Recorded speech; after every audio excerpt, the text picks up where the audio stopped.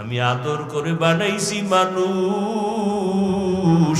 আমি আল্লাহ তোরে মোহাব্বত করে বানাইছি, তুই আমার একবার আল্লাহ বলিয়া ডাকবি। আমারে কেউ ডাকার নাই, আমারে ডাকার জন্য আমি তোরে বানাইছি। তোর জবানটা আমি পবিত্র রাখছি আমারে ডাকার জন্য। তুই যখন আব্বাকে আব্বা বলে ডাক দাও, আমি কুদরতের নজরটা দিয়া তাকায় থাকি। তুই ঠোঁটটা দিয়া যখন আব্বা কও, তোর বাবার কলিজা ঠান্ডা হয়ে যায়। যখন তুই আম্মুকে আম্মু বলে ডাক দাও, মায়ের কলিজা ঠান্ডা হয়ে যায়। সেদিন এক আল্লাহর বান্দা ঈশা মাদ্রাসায় চোখের পানি ছেড়ে কান্না শুরু করলো। ভাইজান, আপনি কেন কান্না করেন?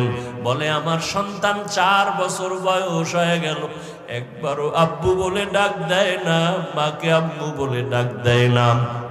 কারণ কি? জন্মগতভাবে কথা বন্ধ করে না। না তো বন্ধ না, কথাও বলে এবং খানাও খায়। সুস্থ সন্তান আব্বু বলে ডাকে না কেন? বলে, মোবাইল চালাইতে চালাইতে, মোবাইল দেখতে দেখতে এখন বোবার মতো হয়ে গেছে। মোবাইলের দিকে 24 ঘন্টা নজর দেওয়ার কারণে এখন আব্বু বলিয়াও ডাকতে জানে না, আম্মু বলিয়াও ডাকতে পারে না। ইংলিশে 2-1টা কথা কয়, ডেডি বইলা ডাক দেয়, কিন্তু তৃপ্তি পাই না। বান্দা, আমার সন্তান আব্বু না বললে কলিজা ঠান্ডা হয় না। ও আল্লাহর বান্দারা, একটা সন্তানের পিছনে ওই সন্তানটারে মা বানায় নাই, বাবা বানায় নাই, কথা বলার শক্তি মা বাবা দেয় নাই। ওই সন্তান তোমার আমার সন্তানকে মা বাবা চেহারা সুন্দর বানায় নাই, আল্লাহ তাআলা বানাইছেন। আল্লাহ তাআলা খানার আয়োজন করেছেন, হাঁটার শক্তি ছিল না, মা বাবায় হাঁটার শক্তি দেয় নাই। কে দিয়েছেন? ওই মা বাবায় সামান্য একটু মায়া, জামা কাপড় দেয় আর খানা দেয়। এই জন্য মা পাগল, বাবা পাগল হয়ে গেল। আর তোমাকে আমাকে বানাইছেন যিনি আমার মালিক, ওই আল্লাহ কত আদর করে বানাইছেন জানুনি। আল্লাহ তাআলা বলেন, ওয়াফি আনফুসিকুম আফালা তুবসিরুন।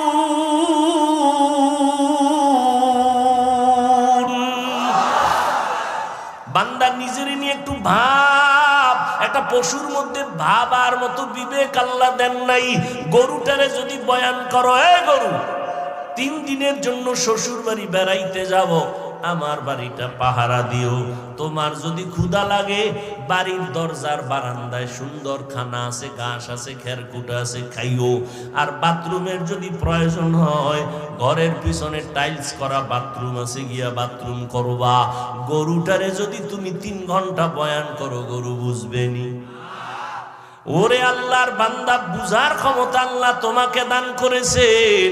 আল্লাহ তাআলা বলেন, তাকায় দেখ, এই জমিন থেকে 500 বছরের দূরত্বে হলো প্রথম আসমান। প্রথম আসমানটা 500 বছরের মোটা, এর উপরে আবার খালি জায়গা 500 বছর দূরত্বের পরে দ্বিতীয় আসমান। দ্বিতীয় আসমানটা 500 বছরের মোটা। বলেন বাবারা, এইরকম আসমান আছে কয়টা? ভালো করে বলেন। 7টা আসমান আল্লাহ বানাইছেন। আবার ওই সমপরিমাণ 7টা জমিন, 7টা মহাশূন্য। এরে আল্লাহর গোলাম, তাকাইয়া দেখো, ছোট্ট একটা প্যান্ডেল বানাইতে কি পরিমাণ খুঁটি লাগাইলো। ডেকোরেটর আলারা পারে না, নাকের সামনে এসে একটা খুঁটি দেয়, যত বেশি দিবে তত খুশি। দিতে পারলে প্যান্ডেল মজবুত হয়ে যাবে। আমার মাওলার কুদরত তাকায় দেখো, কেমন সুন্দর 7টা আসমান আল্লাহ টানায় রাখছেন।